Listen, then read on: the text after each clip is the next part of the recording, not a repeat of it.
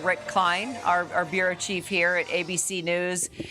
While we celebrate everything that the Army has done since the Revolutionary War to moving into the future, we covered every conflict tonight.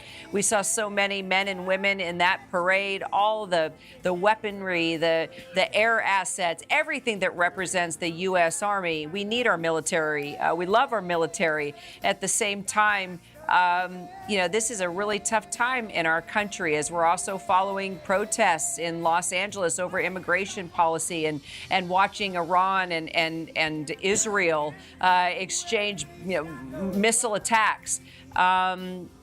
It's a tough time right now. Yeah, and Kira, as you mentioned, a very brief and almost startlingly apolitical speech from Donald Trump. Just 4 days ago, he was at Fort Bragg in North Carolina in preparation for today's festivities in part. And there were some very, very startling moments there where you saw troops, active duty military, booing Joe Biden's name, booing Gavin Newsom's name, and MAGA hats for sale on the Army base. And there was a lot of concern in Army officials and people associated with today's preparations that this would become essentially a political rally. And you can't divorce politics from the moment or any moment, frankly, particularly with President Trump's birthday falling today. You heard J.D. Vance wish him a happy birthday just moments before he took the stage. But yes, a very brief address today and no mention of current events really whatsoever. This was a focus on the celebration.